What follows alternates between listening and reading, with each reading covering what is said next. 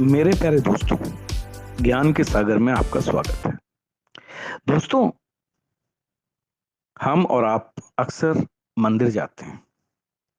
जब भी मंदिर जाते हैं तो आपने देखा होगा, बहुत से लोग जब मंदिर में प्रवेश करने वाले होते हैं तो सीढ़ियों पर झुककर स्पर्श करते हैं और उसको अपने माथे से लगाते हैं।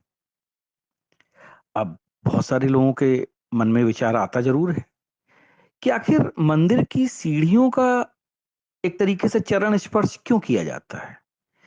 भाई, वहां भगवान तो अंदर है। मंदिर की सीढ़ियों पर झुकने का क्या तात्पर्य है? आखिर ऐसा क्यों किया जाता है?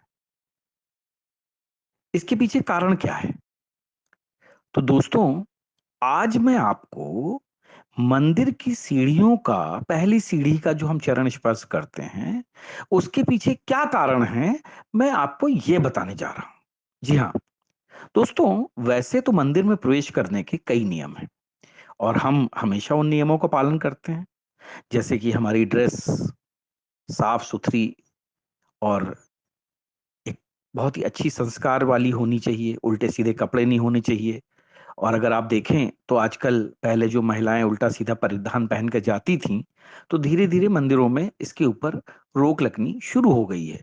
क्योंकि कोई भी ऐसे कपड़े पहनकर हमें ईश्वर के सामने नहीं जाना चाहिए, जिससे कि दूसरों को देखने में अटपटा लगे, साथ ही साथ आपकी भी निजता का हनन हो। तो एक तो सबसे पहला नियम यही है कि आपके कपड़े साफ-सुथरे होने चाहिए और अच्छे ढंग के सलीके के होने चाहिए। और एक सबसे बड़ा जो नियम है या एक ऐसी बात मानी जाती है कि जब भी मंदिर में आप प्रवेश करते हैं, तो आप जब पहली सीढ़ी का आप जब चरण स्पर्श करते हैं, तो आपके जीवन में समृद्धि के रास्ते खुल जाते हैं। अब आप सोचेंगे कि आखिर ये कारण क्या है? तो देखिए, सबसे पहला कारण क्या है कि जब आप सीढ़ी को जब आप स्पर्श करते हैं हाथों से, तो ये सम्मान देने का एक तरीका है। देखिए, हमारे हिंदू धर्म में मान्यता है कि जब हम किसी को सम्मान देते हैं, तब उसके सामने हम झुककर प्रणाम करते हैं या फिर उसके पैर छूते हैं और उससे नमस्कार करते हैं। ऐसे ही मंदिर में प्रवेश करते समय जब हम झुककर सीढ़ियों को प्रणाम करते हैं, तो वो पहला चरण होता है जब हम ईश्वर के प्रति अपना सम्मान दिखाते हैं। यह भी कहा जाता है कि जब हम सीढ़ियों का स्पर्श करते हैं, तो अपनी कई बुराइयों को मंदिर के बाहर ही छोड़कर भीतर साफ मन से प्रवेश करते हैं। दूसरा कारण क्या है कि अहंकार का नाश होता है। जी हाँ, मंदिर की सीढ़ियों को झुककर छूने से हमारे भीतर का सारा अहंकार समाप्त हो जाता है। ऐसा कहा जाता है कि मंदिर में प्रवेश के दौरान यदि आपके मन में किसी भी तरह का घमंड है, तो आपको पूजा का फल नहीं मिल सकता है। इसलिए प्रवेश द्वार की सीढ़ियों को झुककर प्रणाम करने की सलाह दी जाती है। देखिए, आप जब सीढ़ियों के आगे झुकते हैं, तो आपके मन का अहंकार अपने आप उस समय जमीन में मिल जाता है। सीढ़ियों को झुककर छूने से अहंकार का नाश होता है और मन साफ हो जाता है, जिससे कि ज्ञान की प्राप्ति होती है। और तीसरा कारण क्या है कि ये भी एक ईश्वर के प्रार्थना का तरीका है। जी हाँ, मंदिर की सीढ़ियां वो स्थान हैं जहां से हम इस पवित्र स्थान पर प्रवेश करते हैं। ऐसा माना जाता है कि जब हम इनके आरंभ में भी झुककर प्रणाम करते हैं, तो ये इस बात को दिखाता है कि हम ईश्वर के पास अपनी किसी मनोकामना की पूर्ति की प्रार्थना कर रहे हैं। ये आपको ईश्वर से जोड़ने का एक तरीका होता है और इससे आपको प्रभु की असीम कृपा प्राप्त होती है।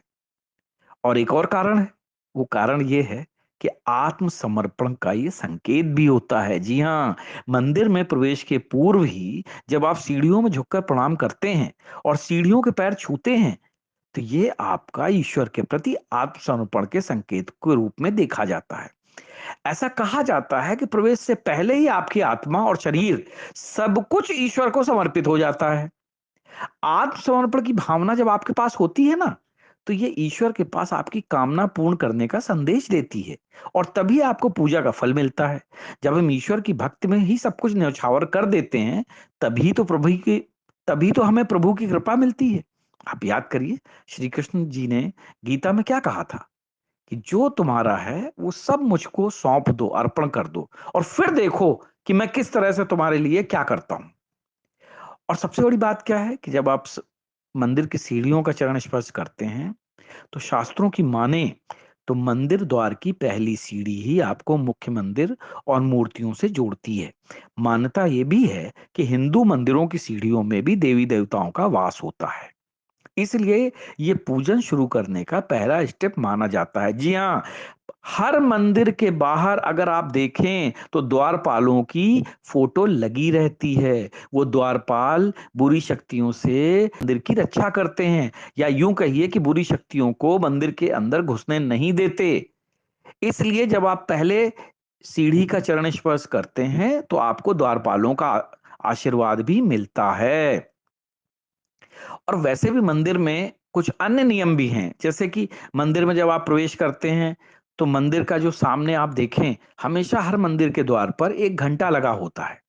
मंदिर का घंटा जब बजता है तो उससे जो नाद स्वर निकलते हैं, वो आपके दिमाग में और कान में इस तरीके का ओम का उच्चारण भरते हैं कि आपके मन के अंदर जो भी गंदगी होती है या मन के अंदर जो भी विकार होते हैं वो सब दूर हो जाते हैं। और साथ ही साथ मंदिर का जब आप घंटा बजाते हैं तो हमारी प्रार्थना ईश्वर तक पहुंचती है और स्वीकार हो जाती है। ऐसे एक नियम है कि सिर ढककर पूजा की जाती है। सिर ढककर पूजा करना भी भगवान को, ईश्वर के प्रति एक सम्मान दिखाने का तरीका है। और साथ ही साथ हमेशा कहा जाता है कि मंदिर में जब भी प्रवेश करना है तो जूते बाहर ही उतारें, क्योंकि जूते गंदे होते हैं, पैरों में पहने जाते हैं। और अगर आप जूते पहनकर मंदिर के अंदर प्रवेश करते हैं तो इसका मतलब आप ईश्वर का अपमान कर रहे हैं। तो इसलिए आप जब भी मंदिर जाएं, सिर ढककर जाएं, जूते बाहर उतार कर जाएं। जो मंदिर के द्वार पर ही जो आपके एक घंटा लगा होता है, उसको बजाने से उस नाद स्वर का जो है एक आप उसको आरंभ करें। वो ओम की धुन आपको बहुत सुकून देगी और आपके द्वारा की हुई प्रार्थना ईश्वर को स्वीकार होगी और ईश्वर आपको मनचाहा फल देंगे। यही कारण है कि मंदिर के प्रवेश के समय हम उन सीढ़ियों का स्पर्श करते हैं और इन्हीं नियम कानूनों से हम अपनी भक्ति ईश्वर के सामने समर्पित करते हैं। जय हिंद, जय भारत।